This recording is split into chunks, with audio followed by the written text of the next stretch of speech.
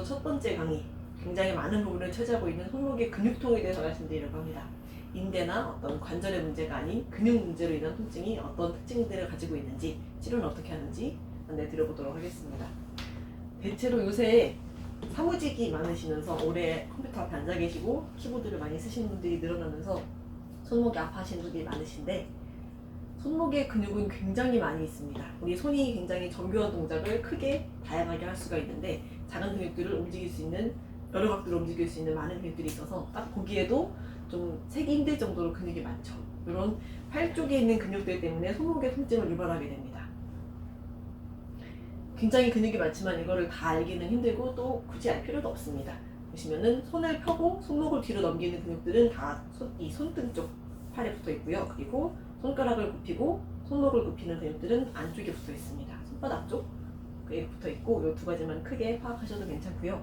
주요 원인들은 손을 많이 쓰고 누른다거나 혹은 이렇게 두드린다거나 손을 많이 쓴다거나, 그리고 최근에 이제 키보드 자판을 많이 쓰시는 분들, 이런 분들께 손목 통증이 많이 생기게 됩니다. 아니 팔이 근육이 굳는데 왜 손목이 아프냐라고 하실 수가 있는데, 이게 근육이 긴장이 되고 단단해지고 짧아질수록 가장 약한 부위에서 먼저 드러나게 됩니다. 통증이. 그래서 팔 쪽이 근육이 긴장이 되지만 손목 부위에서 통증을 유발하게 됩니다. 근육이 굉장히 많아요, 손에는. 그래서 수장근의 경우에는 이제 짧아지고 안 좋아지는 근육에 따라서 통증이 생기는 부위도 달라지게 되는데, 수장근의 경우에는 이제 손바닥 가운데 쪽, 그리고 장요 수근 신근의 경우에는 엄지 쪽, 그리고 장모지 골근의 경우에도 이 엄지 쪽, 엄지 바닥 쪽이죠. 그리고 원혼회근은 마찬가지로 이 위쪽까지 다 통증을 유발하게 됩니다. 석축, 수근, 신근, 단육축, 수근, 골근, 굉장히 이름들도 어렵죠. 이런 근육들에 따라서 손바닥의 가운데 쪽인지 혹은 엄지 쪽인지, 손등의 손등 쪽인지, 새끼손가락 쪽인지, 이런 통증을 유발하는 부위들이 달라지게 됩니다. 근육이 붙어있는 끝자락에 통증이 생긴다고 보시면 돼요.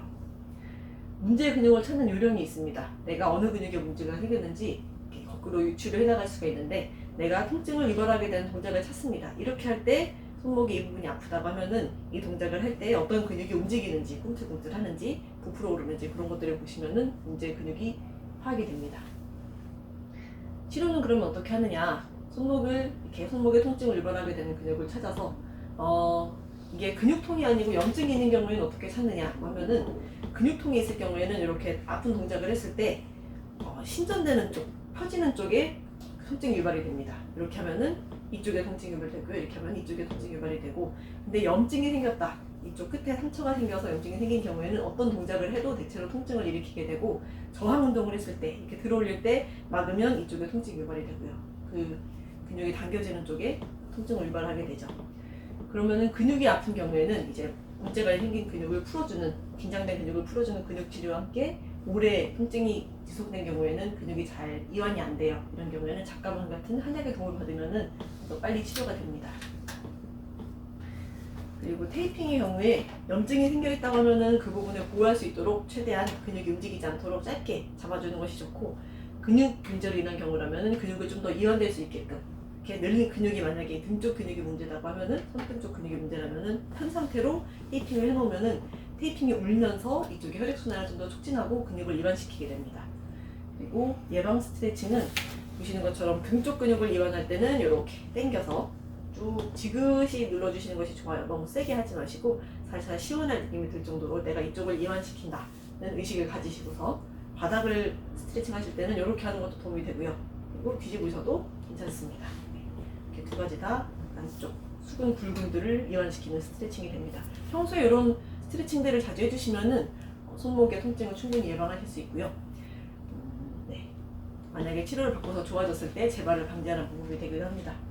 손목이 아플 때 이게 내 손목 관절이 문제인지, 혹은 인대가 찢어졌는지, 아니면 근육의 문제인지, 이런 것들을 잘 판별을 해서 치료를 받으시면 좀 더 빠르게 회복을 하실 수가 있게 되는데, 그러려면 어디로 오시면 좋을까요?